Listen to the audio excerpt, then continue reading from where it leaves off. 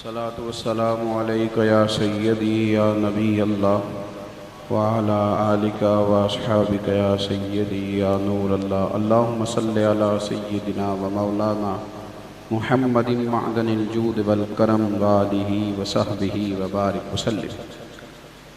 تمام تعریفیں حمد و ثنا اللہ تعالیٰ جل مجدہ الکریم کے لیے، درود و سلام نبی اکرم نور مجسم شفیع معظم احمد مجتبیٰ جناب حضرت محمد مصطفیٰ صلی اللہ تعالیٰ علیہ وسلم کی ذات والا صفات کے لیے حمد و صلوات کے بعد، عزیز دوستو، بزرگوں اور بھائیوں، اللہ تعالیٰ نے قرآن مجید میں فرمایا ہے کہ کنتم خیر امت، فرمایا تم بہترین امت ہو، اور وجہ اس کی یہ ہے کہ اخرجت للناس، تمہیں لوگوں کے نفع کے لیے پیدا کیا گیا۔ وہ نفع کیا ہے؟ سڑکوں کا پکا کرنا، یونیورسٹیوں کا قائم کرنا، کالجز کا بنانا، بہترین فیکٹریاں لگانا نہیں۔ تأمرون بالمعروف، تم نے لوگوں کو بھلائی کی طرف راغب کرنا ہے، بھلائی کا حکم کرنا ہے۔ وتنہون عن المنکر، اور لوگوں کو تم نے منکرات سے، بری چیزوں سے منع کرنا ہے۔ تم نے خیر کے کاموں کا رواج کرنا ہے، معاشرے میں اچھائیوں کو پرموٹ کرنا ہے، اور جو چیزیں بری ہیں ان کے رواج کو تم نے ختم کرنا ہے۔ نبی پاک صلی اللہ تعالیٰ علیہ وسلم نے جو پیغام توحید و رسالت دنیا کے اندر عطا فرمایا، تو سرور کائنات صلی اللہ تعالیٰ علیہ وسلم نے پھر پوری جد و جہد کے ساتھ اس پیغام کو آگے پہنچایا۔ ہمارے ہاں لوگ مفت میں لاڈلا بننا چاہتے ہیں۔ میں بڑا لاڈلا ہوں، دلیل کیا ہے؟ کوئی بھی نہیں، بس میں لاڈلا ہوں۔ میں بڑا پیارا ہوں، دلیل کیا ہے؟ کوئی بھی نہیں۔ میں بڑا آگے ہوں، مفت میں، اور ہمیں چونکہ ہمارا مزاج بن گیا ہے۔ نبی پاک صلی اللہ تعالیٰ علیہ وسلم نے فرمایا کہ میں رب کا سب سے زیادہ محبوب ہوں، پر راہ خدا میں سب سے زیادہ تکلیفیں بھی مجھے ہی آئیں۔ تو جد و جہد کے ساتھ سرکار نے وہ پیغام جو حضور نے فاران کی چوٹی پہ دیا تھا کہ لا الہ الا اللہ، اس پیغام کو سرکار لے کے چلے اور جد و جہد فرمائی میرے نبی پاک نے۔ حضور نے کوشش فرمائی لوگوں کو بتوں سے چھڑانا، انہیں دین کی بات بتانا، ان کے اندر جتنی بھی اخلاقی کمزوریاں تھیں ان کو دور کرنا۔ اس کے لیے سرکار نے صبح و شام ایک کر دیے، اور جتنے ذرائع اس دور میں تھے وہ سارے ذرائع استعمال کیے، سارے۔ اتنی جد و جہد کی کہ قرآن مجید نے کہا طالنا علیک القرآن لتشقی، اے محبوب، ہم نے کوئی قرآن اس لیے نازل تو نہیں فرمایا تھا کہ آپ مشقت میں ہی پڑھ جائیں، اب تو مشقت کرنے لگے ہیں۔ مشقت یعنی سوچ و بچار کرنا، اور پھر اس کے لیے کوشش کرنا۔ ولی ہوتا ہے نا، ولی، اس کے لیے حکم نہیں ہوتا کہ اپنی ولایت کا اعلان کرے۔ کوئی کہہ دے یہ اللہ کا ولی ہے تو بات الگ ہے، پر ولی کو یہ حکم نہیں۔ اب تو خیر ولی بتاتے پھرتے ہیں نا خود ہی، ولیوں نے بھی فیس بک پہ پیج بنا لیے ہیں۔ وہ کہتے ہیں اس کو دم کیا تھا تو فرق پڑا ہے، لہذا کمپنی کی مشہوری ہو گئی ہے، اب کوئی اور بھی آئے۔ ولی اعلان نہیں کرتا، ولی اپنا آپ چھپاتا ہے، لیکن نبی جو ہوتے ہیں نا ان کو حکم ہوتا ہے کہ آپ نے اعلان کرنا ہے۔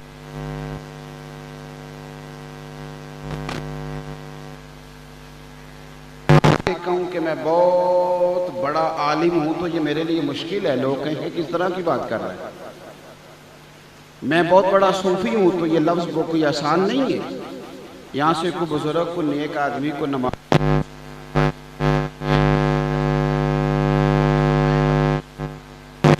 لیکن آپ اس بات کو سمجھیں، جہاں میں آپ کو لے کے جانا چاہ رہا ہوں وہاں جائیے، کہ نبی کے لیے حکم ہے کہ تو کہے میں اللہ کا نبی ہوں، تو رسول ہوں اور اس کا اعلان کار، اور نبی اعلان کرتے ہیں اور اپنا پیغام لے کے ان کو نکلنا پڑتا ہے۔ میں سفر کرتا ہوں، بیمار ہو گیا ہوں تو بڑے لمبے چوڑے سفر کرتا ہوں۔ کل جو رات گزری تھی میں بہاول نگر پہ تھا، اور یہ جو رات پچھلی بیتی ہے میں اوکاڑا میں تھا، اور دن کے وقت عارف والا میں تھا، اور پرسوں دن میں پیر محل تھا۔ آج میں آپ کے سامنے، طبیعت خراب ہو جاتی ہے، لیکن میں سمجھتا ہوں کہ ہم آسان ہیں، پھر بھی گاڑی میں بیٹھے ہیں۔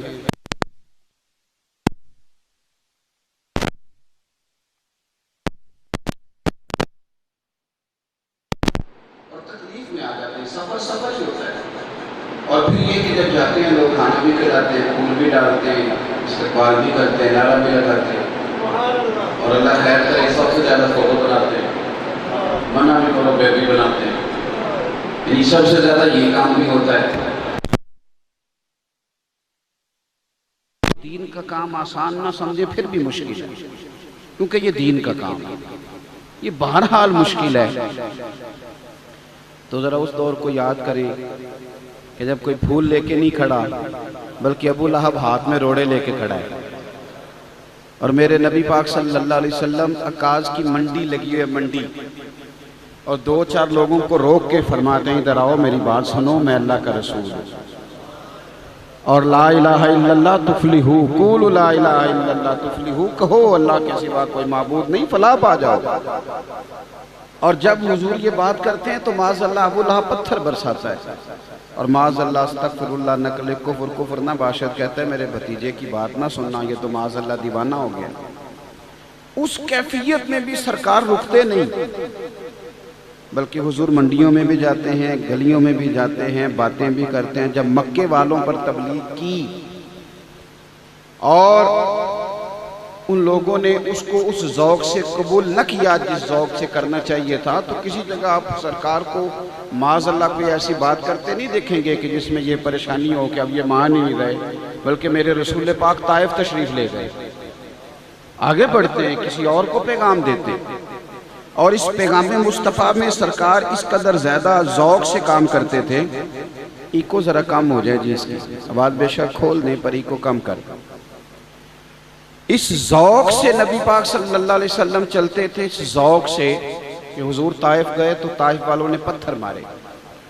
یار میں کہہ دیتا ہوں آپ سن لیتے ہیں، کبھی غور کیا بھلا میں کیا کہہ رہا ہوں؟ یعنی ان لوگوں نے پتھر مارے، کیا کیا؟ ادھر دیکھو میری طرف، بڑا سخت قسم کا داماد بھی ہو تو پھر بھی بیٹی کو پتھر نہیں مارتا، لیکن وہ خالی باتیں بھی کر دے تو بیٹی کا باپ بیچارہ ساری رات سو نہیں سکتا۔ انہوں نے جو باتیں کی وہ بھی کتابوں میں موجود ہے، بڑے سخت لفظ ہیں، ہم بیان نہیں کر سکتے، لیکن روڑے ہی مارے، اور اس زور کے ساتھ مارے۔ اس زور سے ایک ہوتا ہے پتھر کو مارنا، اور ایک ہوتا ہے نشانہ باندھ کے اس تکلیف کے ساتھ مارنا کہ سرکار کے وجود سے خون نکل آیا۔ اب سرکار ایک باغ میں بیٹھے ہیں، پانی وانی پلایا، حضرت زید بن حارثہ عرض کرتے ہیں حضور ان کے لیے دعا کر دیں، یہ غرق ہو جائیں، دو پتھروں میں رکھ کے اللہ انہیں مسل دے۔ تو نبی پاک نے کیا دعا فرمائی؟ فرمایا ہاتھ اٹھائے تو حضرت زید بن حارثہ کہتے ہیں میرا خیال تھا آج یہ تباہ ہو جائیں گے، لیکن حضور نے دعا کیا کی اللہم اہد قومی فانہم لا یعلمون، کہا اللہ میری قوم کو ہدایت دے دیں، انہیں پتہ ہی کوئی نہیں یہ کیا کر رہے ہیں۔ تو حضرت زید بن حارثہ نے کہا حضور آپ نے ان کے لیے دعا کیوں نہیں کی، یہ تباہ ہو جاتے۔ تو دیکھیں میرے نبی پاک کی امید، ادھر دیکھیں جی میری طرف، میرے رسول پاک کی امید دین کے تعلق سے اس طرح کی ہے، پیغام کو آگے لے کے جانے کے معاملے میں حضور کی امیدیں اتنی بڑی ہیں کہ سرکار کہنے لگے زید میں کیوں دعا کروں ان کے تباہ ہونے کی، اگر یہ نہیں مانتے تو تباہی کی دعا پھر بھی نہیں کریں گے، اگر یہ نہیں مانتے تو انشاءاللہ ان کی نسلیں مان جائیں گی، ان کی آنے والی نسلیں دین کو قبول کریں گی۔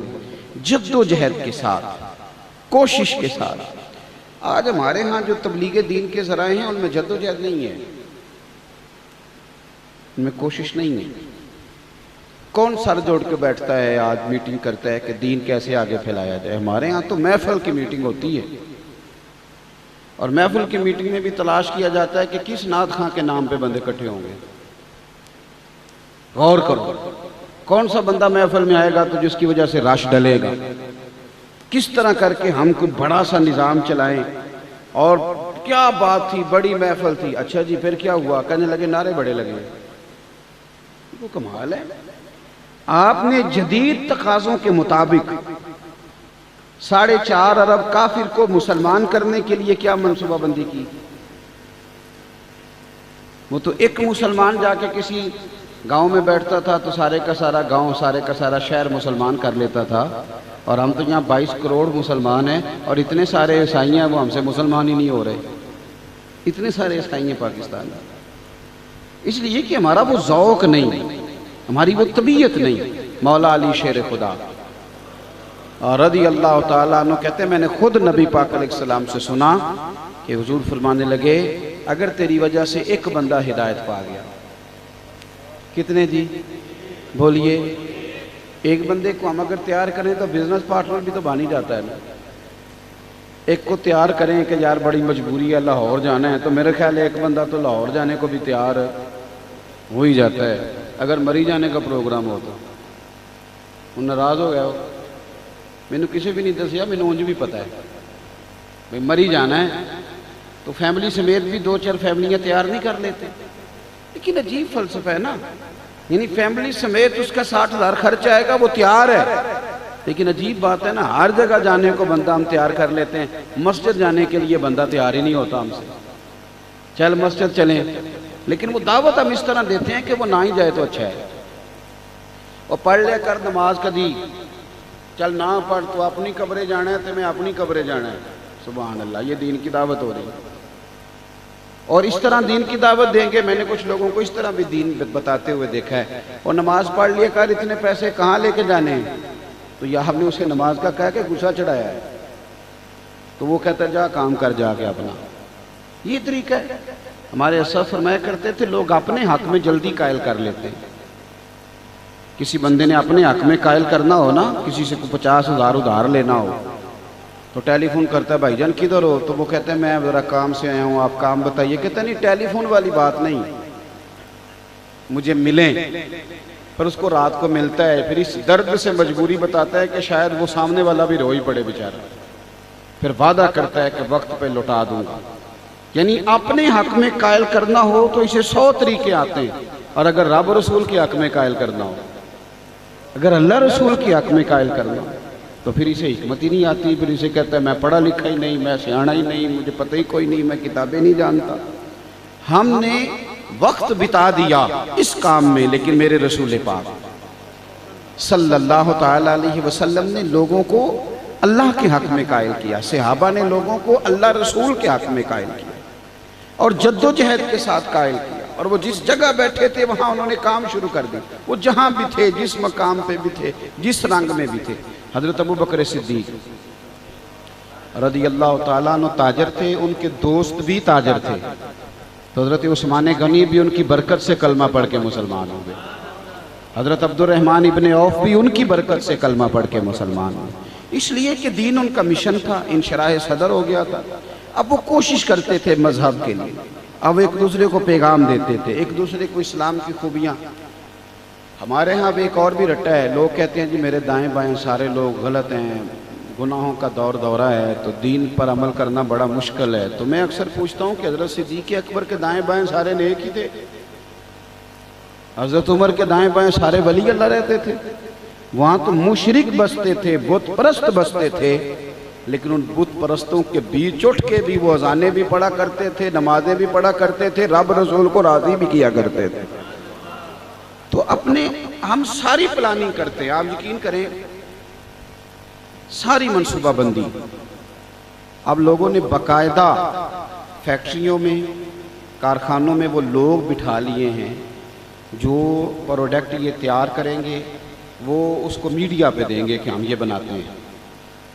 وہ پوری دنیا میں رابطہ کریں گے.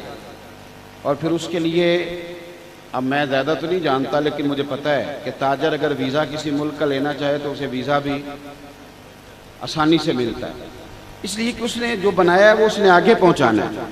پھر اگر اسے پتہ چل جائے نا کہ دکان تھوڑی سی اس کا میک اپ صحیح کریں تو دکانداری زیادہ چلتی ہے، تو لوگوں نے کیا ہے، شیشے لگانے پڑے تو لگائے، پھر دکان میں اے سی لگانا پڑا تو، حالانکہ اس سے مہنگائی بڑھی ہے، لیکن وہ سارے کام کیے لوگوں نے۔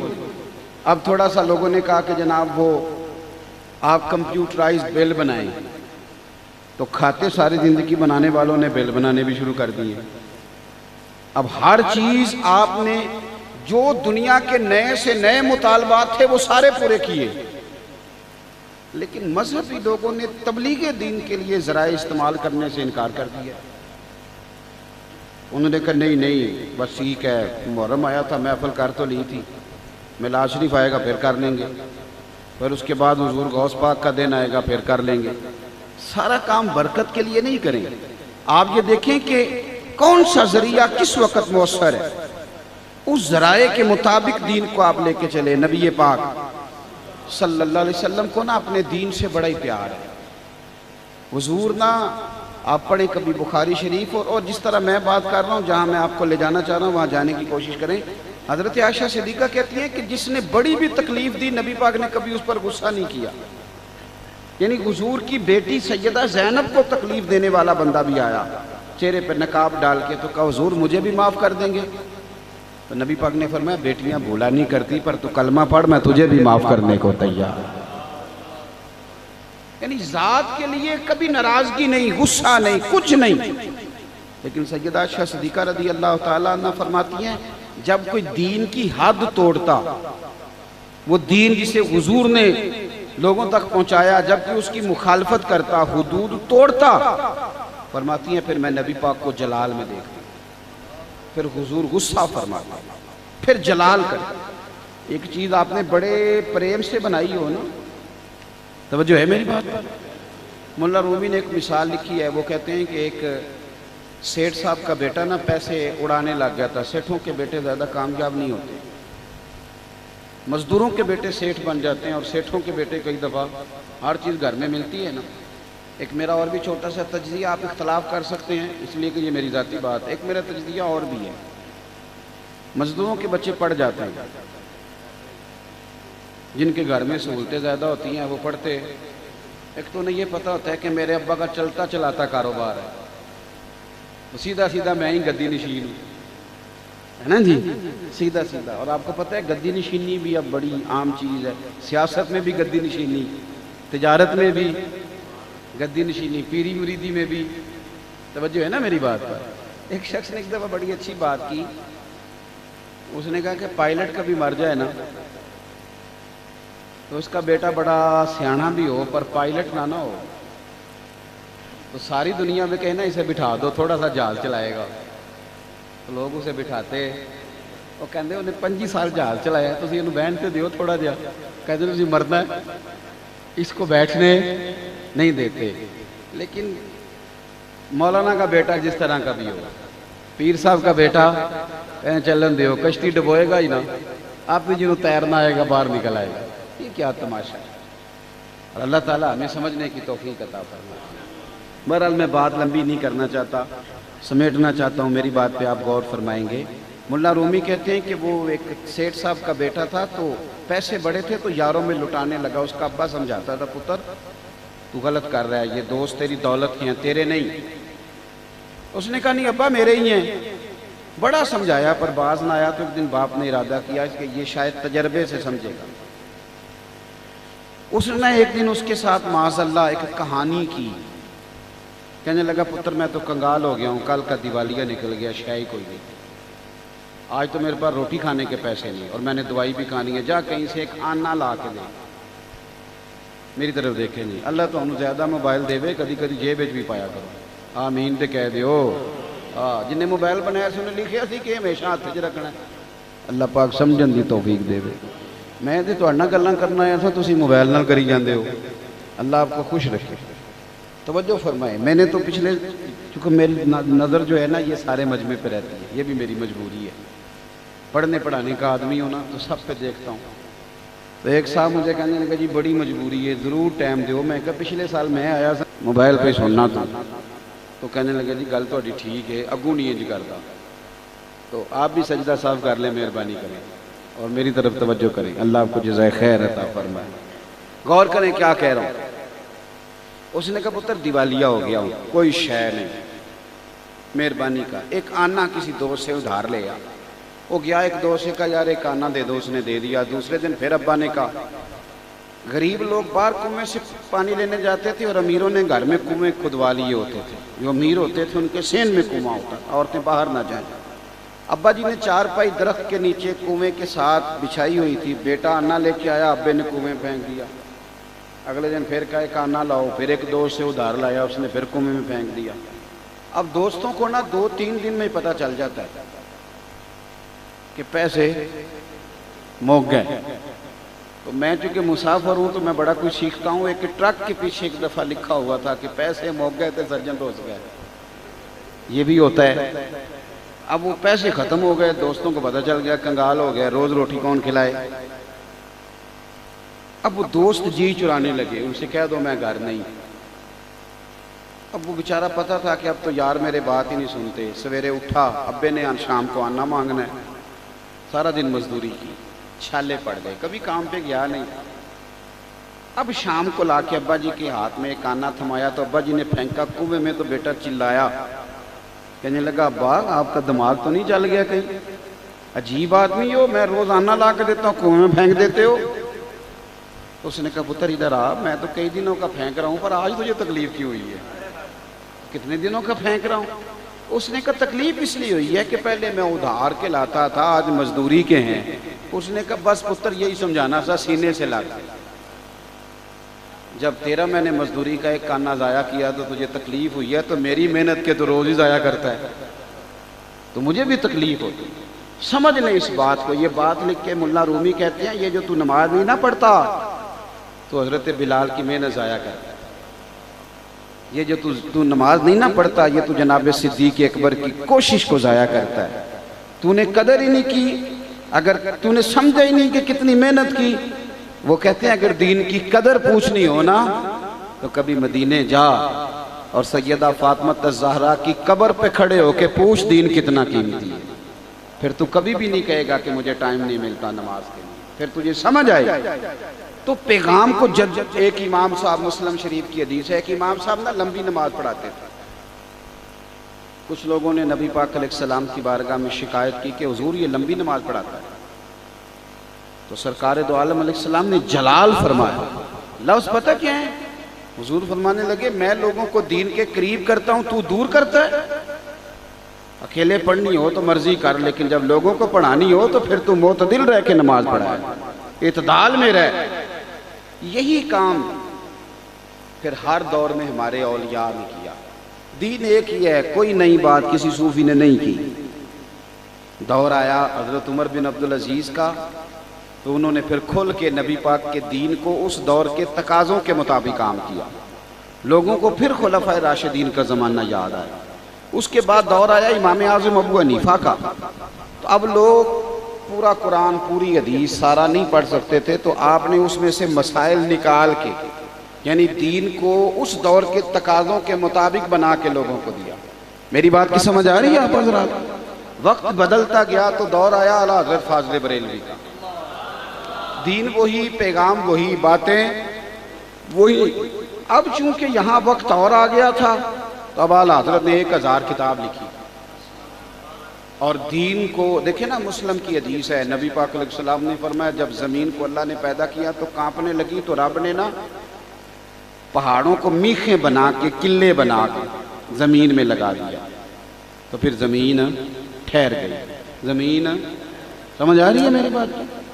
اعلیٰ حضرت کے زمانے میں کچھ لوگوں نے یہ قول کیا کہ زمین کانپتی ہے، تو آپ نے فرمایا جب میرے نبی نے کہہ دیا ٹھہر گئی ہے تو ہم کسی سائنسدان کی نہیں مانتے، مدینے والے رسول کی مانتے ہیں۔ تو آپ نے اتنی موٹی کتاب لکھی، مارکیٹ میں مل جاتی ہے، زمین ساکن ہے، زمین آپ نے گھورنا شروع کر دیا۔ مجھے آنکھوں کے سامنے تو روز یونیورسٹی یہی گل پڑھا دے لے۔ اب ہمارے ہاں کچھ لوگ ایسے بھی آ گئے ہیں جو کھینچ کے نا اسلام کو سائنس کے مطابق کرنا چاہتے ہیں۔ اب تو سائنس بھی مان گئی ہے جی مسواک کے بڑے فائدے ہیں، تو میں کہتا ہوں سائنس نہ بھی مانے تو ہم سائنس کے پابند نہیں، ہم مدینے والے رسول کے پابند ہیں۔ یہ کوئی ضروری ہے کہ سائنس مان گئی؟ سائنس تو سویرے کچھ کہتی ہے اور شام کو کچھ اور کہہ دیتی ہے. سائنس تو روز بدلتی ہے. نہیں بدلتی تو مدینے والے کی بات نہیں بدلتی، نہیں بدلتی حضور کی بات.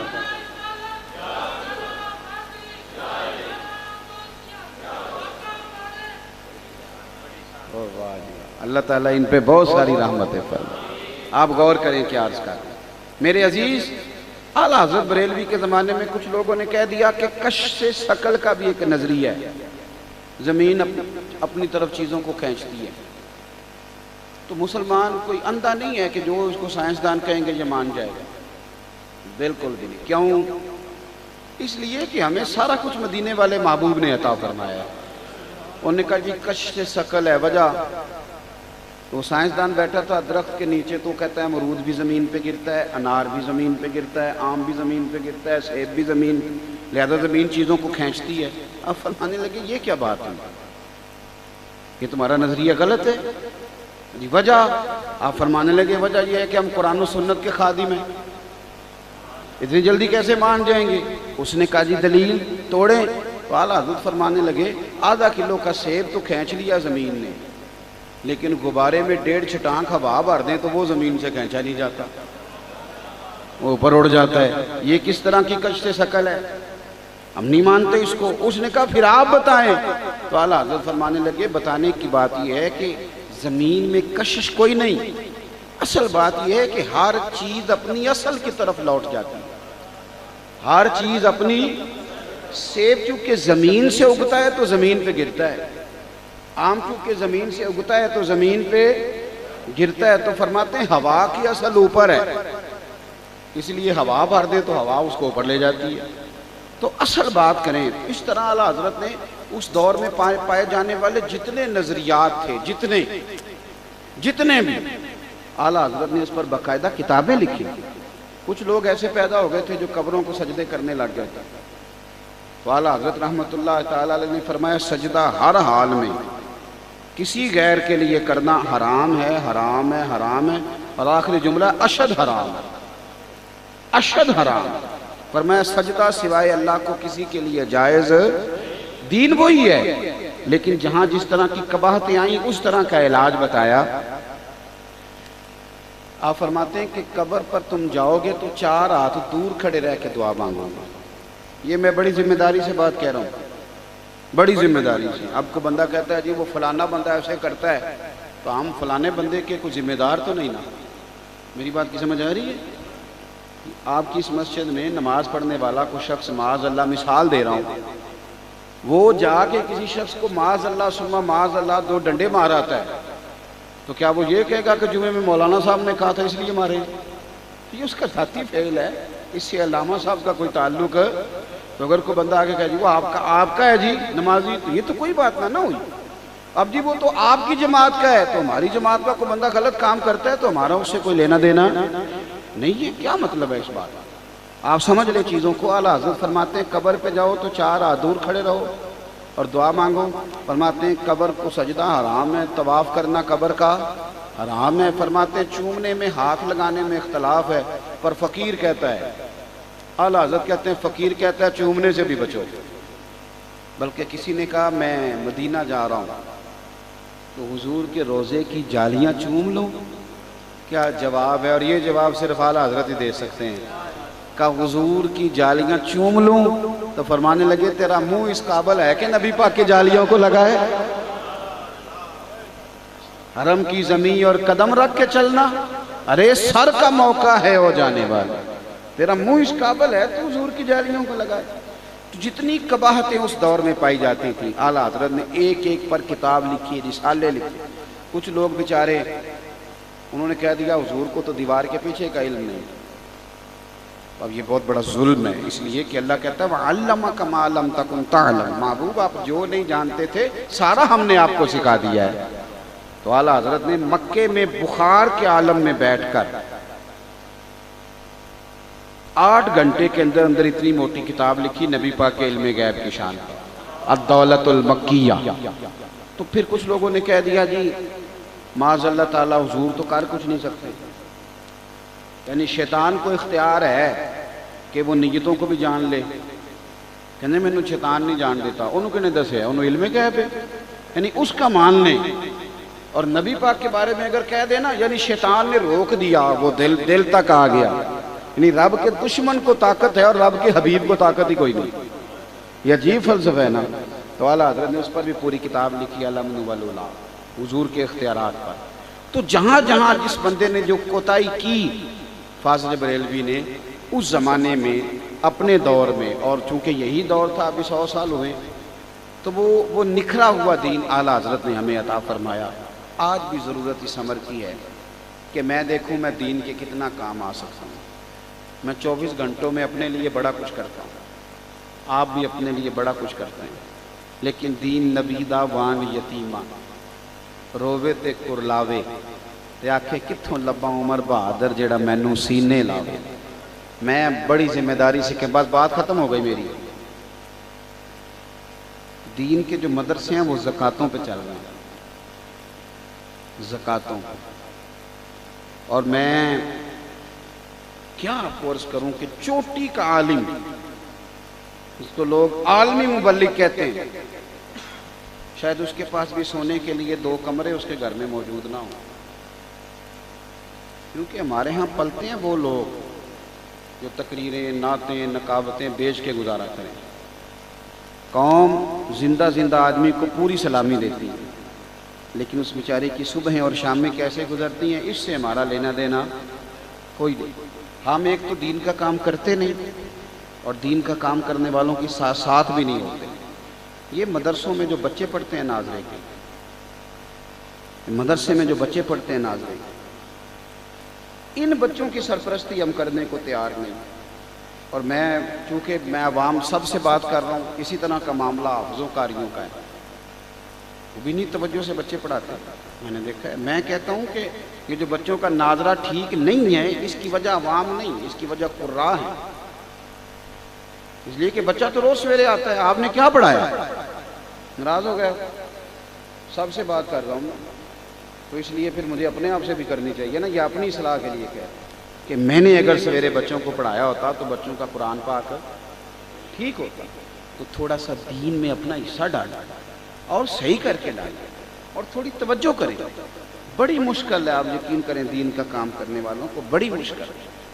جو بڑے بڑے مرکز بنے ہوتے ہیں وہ تو پیر صاحب جاتے دفعہ اپنے بیٹے کو دے جاتے ہیں۔ کسی بندے نے بیچارے نے دین کا کام کرنا ہے تو اس نے ہر شے نہیں بنانی ہے، تو آدھی عمر تو بنانے میں گزر جاتی ہے، اور جب کام کرنے کا وقت آتا ہے تو گھٹنوں میں جان ہی نہیں رہتی۔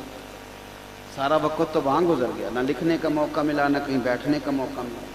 یہ مت سمجھیں کہ فلاں آدمی کی بڑی شہرت ہے، کبھی پلٹ کے دیکھیں، کبھی غور کریں کہ کتنے کسی نے کہا تھا کہ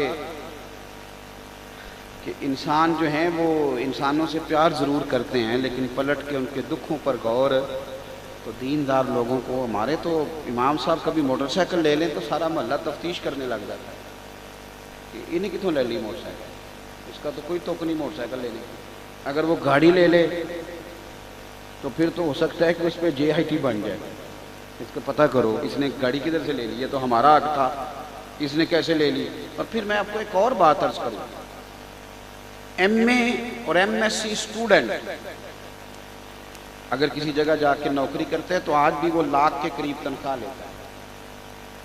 پروفیسر لیکچرار اگر لگ جاتا ہے MA، آپ کا جو درس نظامی کا عالم ہوتا ہے وہ ڈبل MA ہوتا ہے، لیکن اس بیچارے کو ایک ایک شے کا حساب دینا پڑتا ہے کہ گڈی اتھوں لئیے، روٹی یہاں سے کھاتا ہوں، مکان جو ہے وہ ساری زندگی مسجد کا رہتا ہے۔ اور ایک ایسے بہت بڑے عالم پچھلے دنوں وصال کر گئے، تو عدت کے دنوں مجھے پتہ چلا تھے ابھی ان کی اہلیہ کے، تو پھر بھی ایک نوٹس انہیں مسجد سے موصول ہو گیا کہ مکان خالی کر دیں۔ یہ تو ہمارا حال ہے، تو آپ کیسے توقع کرتے ہیں؟ تو بہرکیف میری آپ سے اپیل ہے کہ اپنا حصہ جس طرح آپ سے ہو سکے آپ دین کے لیے، کچھ نہیں کر سکتے تو ایک بندے کو نماز کے لیے کہہ دیں کہ یار مہربانی کرو نماز پڑھنے میرے ساتھ چلو۔